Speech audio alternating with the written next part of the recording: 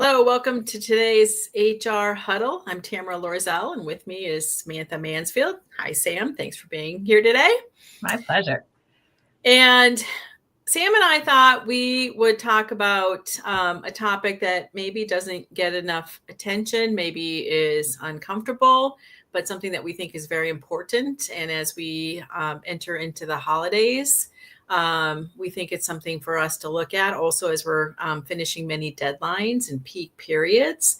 And that is the topic of mental health and how are our people doing during the holidays. Depression is up. There's all kinds of studies and research that depression and anxiety and, trying to wrap up year end at work and trying to make the perfect holiday, no matter which one you're celebrating. And it's, packed between holidays. But also, trying to do, planning for clients, wrapping up our peak periods, getting ready for the next one. So it doesn't even have to be at year end when we should be really saying, what are we doing to educate, learn about, watch for our team members' mental health and our clients too. But we're really going to focus on team members, with the HR professionals and people managers that attend these HR huddles. And it's just something that we wanted to raise awareness again. I think we paid attention to it pretty good a few years ago and, got some good attention and really started to see that, first of all, does mental health have a place in the workplace? Yes, it does. We need the whole person to be healthy and we need the whole person to win. And what can we do to support that? Plus, we've got, benefits that we can provide for them, resources that we can provide for them. So we'll talk about that as well. But we just thought, today is, we're, looking at, where are team members at? I know I'm hearing a lot about overwhelm, burnout, anxiety's up. Now the stress of the holidays, year-end planning, getting ready for the next wave of engagements. Yes, maybe the talent side is, softening, a little bit, or we're feeling maybe a little bit better about it. It's still, especially our mid-level and our partners are still feeling pretty squeezed. We need to say, hey, how are our people doing? What are we doing to pay attention to our people? What should we look for? And then, how can we help them? And so we just thought we'd spend a few minutes on that today. And Sam, maybe you want to, jump in here and talk about paying attention to our people and maybe some things that, we should be looking for. Yeah. Well, it's just like what you said. I mean, we certainly hear some greater awareness that people have about themselves of, hey, this is why I'm feeling this way, or maybe this is why I'm starting to struggle. But like you said, we don't always feel comfortable saying that I'm struggling at work, right? That I maybe shouldn't share that at work and what kind of repercussions may come if I express that I do deal with some anxiety issues and so forth. And so it helps when we equip our leaders and our colleagues with some knowledge about what some of these different common mental health issues start to present like. I was listening to somebody who was talking about that they had a colleague that started having an anxiety attack in just the parking lot of their building, and was just struggling with the just getting out of the car and coming into the building. And all these coworkers were trying to help and just be like, hey, it's okay, let's go in. But that actually wasn't the best thing to do. They needed to be able to have some space and to be able to calm down. And one person knew that, recognized that. They had somebody in the family or whatever that had dealt with it. And then they really gently were able to help. And it's not to say that we need to become mental health professionals by any means, but if we can learn some of just those little behaviors of maybe, hey, I'm kind of suspecting that maybe this person's having an anxiety attack or concern. How could I help them in that moment? And maybe what's some of the things that don't help, and like depression, so many times we can feel like, well, we just need to bring joy into their life and make them happier. But it's different than that. And so as leaders, you have such empathy, you care about your people. And so really equipping your leaders with just some little things that they know how to do to be able to help people get to the resources that are really going to make them better instead of struggling. Yeah. And I think there's some things that to watch for, that like just in our everyday interactions with people, if there's a different level of performance, there's a different level of engagement. They're not on video. They're dressing differently, maybe not as put together or crisp as they usually are. Things that they say, they could, be more negative or more negative than usual if they maybe aren't the most positive personality, or maybe more resigned and hopeless. They could be saying things like that. So those are some of the things just to watch for. And I think the big one is change. Change in how they normally are could be a flag. And you all know, we are advocates of checking in regularly with our people. And that's something, if we have a pulse on our people, if we know how they normally are in meetings, they know how they normally are one-on-one in our interactions, whether it's remote or in person, we can watch maybe more readily for those changes or maybe red flags that might jump up. And then, Samantha, I think, your point about some education is probably important. And we can provide some education about, maybe the different, things to look for, but also how to help, like you were saying, what is helpful, what's not helpful. I think the education also can help remove the stigma around it, that this is part of our overall health. And I don't know if you've noticed, but Gen Z do not have an issue talking about, anxiety or their mental health, or I need a mental health day. I think, if I were to have taken a mental health day 25 or 30 years ago, it's like we felt like we had to sneak around and maybe, lie about it or something. And, young people today, your 20 some things in, your firms have, no qualms about saying, hey, I just need to schedule a mental health day. And that's part of how they're scheduling their PTO, et cetera. And so it might tap into them. There might be some things that they could talk about and that they could share about from their perspective, and why it's important and what they do, to, manage their mental health and, again, start to remove any concerns, or, many of us grew up like we didn't talk about it, or it was, bad, if you had a mental, health issue, and that still exists today. Unfortunately, in many circles. And so, just helping remove that, the more we talk about it, the more it will become, normalized, and the more we're able to raise it and identify it on both sides. By the way, if I see a change, I see a change in Samantha, I could address it with her, but on the reverse, Samantha can, raise it as well, because it's more normalized. And I think that's where we want to get to our organizations. Yeah. Well, and where you talked about the check-ins as well, I know in our coaching of young leaders, sometimes they can get nervous about asking questions of if they uncover something like that, because I don't know what to do with that. Or like you said, they're uncomfortable, or what they may go down the path of, what if I say the wrong thing? Or, what do I do? And so as HR professionals, that's one of the other things that you can do is talk to leaders, is say, if you have noticed some of those changes and you're just not sure, include us in that conversation, or invite us maybe to participate, or let them know that they can come talk to us, as HR, that they are certainly welcome to come and have that kind of conversation. But I think it's valuable to assist leaders, because I think leaders can avoid those questions in just that concern or that fear of not knowing the best way to respond.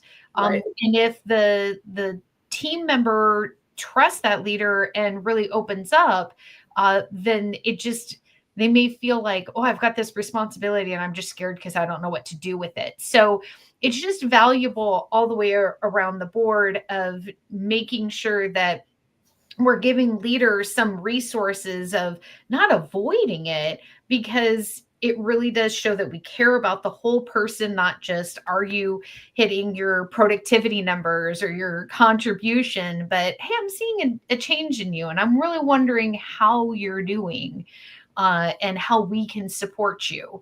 And that it can take a very different look based on each person, and that's okay. We say that all the time. One size fits one.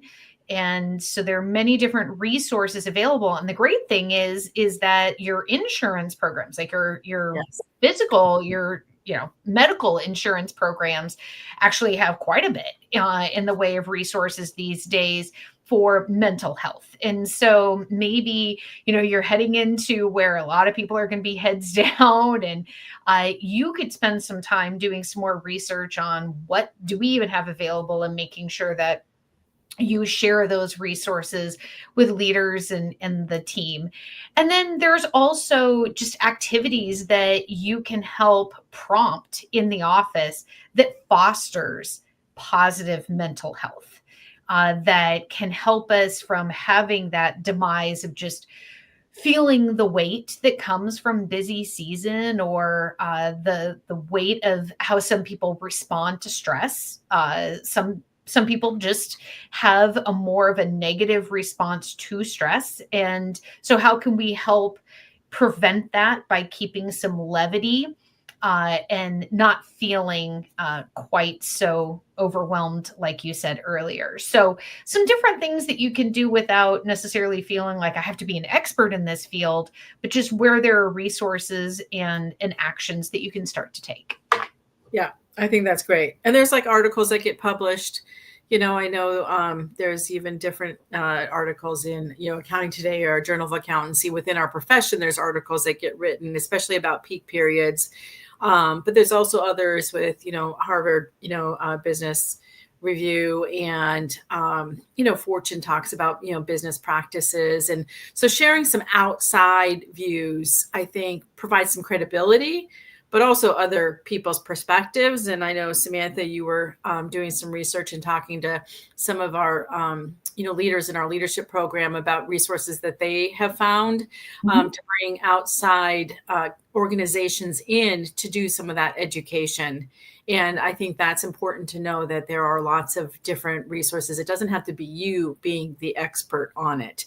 You could be the gatherer of it, but again, tap into your people, because they might have some resources. Maybe they heard somebody speak at an event, at church or at scouting, or, there's lots of different education happening around it to bring in those, other outside resources to provide another level of credibility. And maybe outside perspective that can take away some of that, awkwardness that comes around the topic that I think we sometimes have. So. Yeah. Yeah. Well, in some of those classes, I mean, one of our coaches was talking about that in their firm, they had a mental health first aid class. And so even, searching for things like that it goes back to, again, how we can spot, just like a medical emergency, hey, there are symptoms that we can start to see, like you were kind of talking about, Tamera.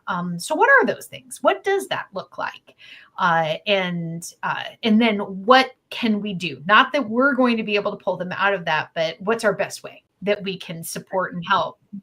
And some of the activities that you can do that doesn't take the expertise, but that really can help us to maintain the physiological effects on us, as well as the mental, are doing things like meditation. We can get into a habit of, they don't take long, 10 minutes. And I am genuinely surprised, as well as grateful, at how many people are starting to learn the value of meditating. And that's across the country, of how many people I'm seeing are really saying, no, I'm trying to begin the practice of meditating. So that could be something that, hey, we offer this at a certain time, or we start our day, that it's available. Anybody who wants to participate, Again, many of your health insurance plans actually offer meditation apps, whether somebody wants to do it alone or they do want to do it with a group. You also, I know so many firms are starting to do more with physical health. And my goodness, that's important to our younger generations too. They realize that that's something that they don't want to sacrifice. They want to maintain. So, do we have a morning yoga session, or do you do it over lunch to get you out of your chairs and, just being able to breathe and stretch and calm down and lower those heart rates and all of that really can help. And those are things that are easy for us to be able to put into place and that really do have an effect both on that physical as well as the emotional. Yeah. And there are so many ideas of what you can do, but these are just two that are pretty common, very accessible. And it shows your people how much you do care. It's not you're saying we care, you're putting things out there that do demonstrate that. And you care about the whole person. Yep. I was listening to NPR the other day, and I've been intrigued with rucking, which is where you carry a weight when you're walking.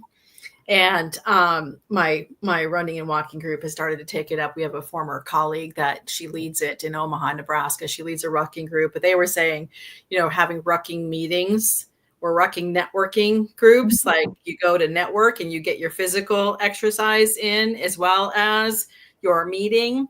And they were saying there's some selfish interest because your endorphins are higher, you're feeling good, you've got the oxygen. So people tend to be more positive and say yes to things. So I thought that was an interesting, kind of a sales pitch on it. But, getting creative like that, just having walking meetings or, figuring that out. I think another one, that we always practice, and, last week was Thanksgiving, is gratitude. I wrote a blog on our, gratitude and, what are you thankful for, but getting centered on it. And you could start a meeting that way.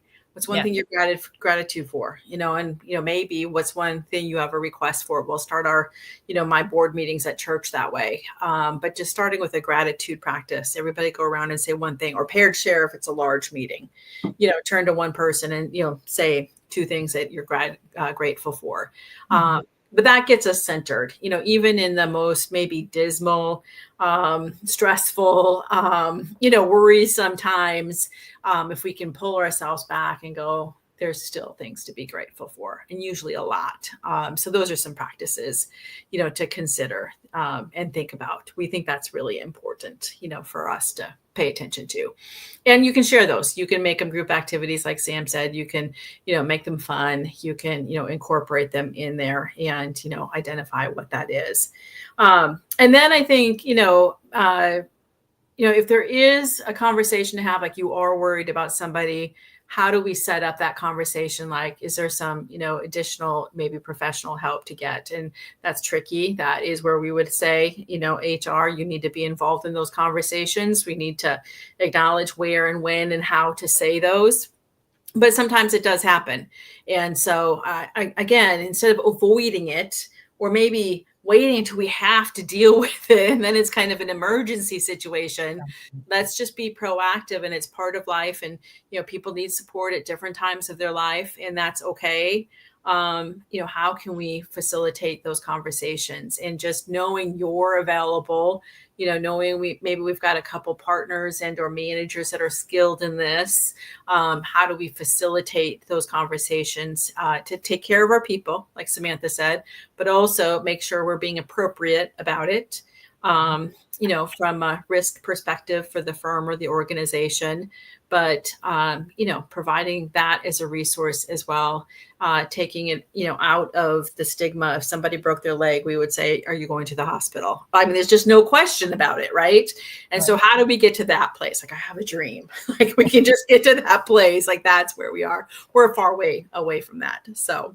Well, and one way that we can start getting to that place too, Tamera, is to not make jokes about it. Yes. Because where we want people to feel, okay, no, I really do deal with this. And there's a lot there. There's still that stigma, and we can't make jokes about that. So, making sure that we're calling that out and saying that's not okay. And if we slip, if something is said, is that we acknowledge that we made a mistake and that's not how we really feel.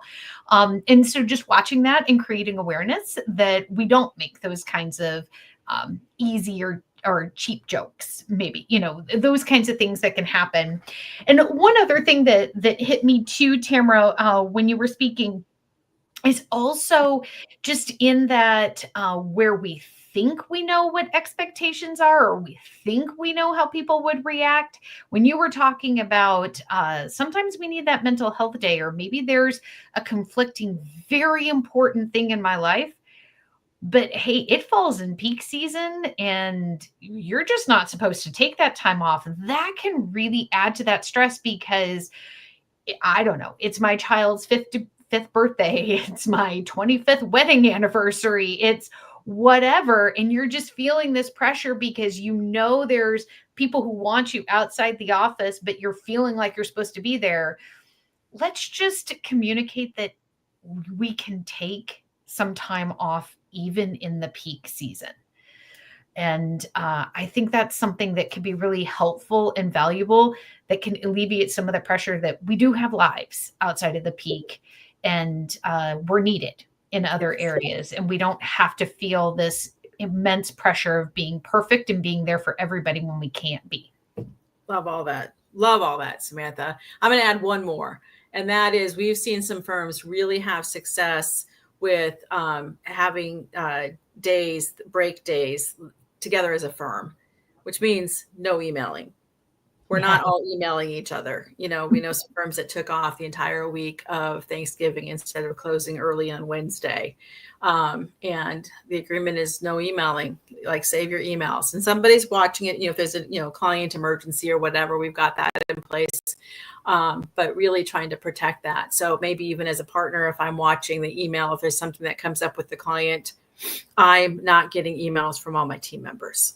So I don't come back on Sunday night or Monday morning with all of that, or between the holidays, or over the 4th of July, or a longer weekend, on, some of maybe our scheduled weekends. But, just having that, or just a miscellaneous day off, like this is our day of gratitude. Everybody has a day off, and we are not going to be responding to emails. But there's something calming about that, because when we do try to take a day off, it's like I'm trying to make up for it, or I try to take vacation or whatever. We really do need to find ways to unplug. But I think some of those strategies, have been really effective for firms that have been implementing those. So we just wanted to raise, a heightened awareness about it again, because we know it's been a conversation over the last several years, but we think it needs to be more of a regular conversation. And we've been hearing about the, burnout, overwhelm, worry about the end of the year, both from a personal and, professional, trying to wrap everything up, that it's time to check in with your people again. And it's time to educate, team members, about how to be healthy from a mental health perspective, and then provide resources and education, and do that maybe regularly throughout the year, and remove that stigma, normalize it. Let's just make this part of, being the best that we can be, in our organizations. And if you have ideas, we'd love for you to share them with us. We'll pop a couple of resources in here when Caroline publishes this recording. And so share yours with us too. We are very interested as we continue to learn about this topic. So have a wonderful rest of your week. We will see you next Monday. And thank you for joining us today.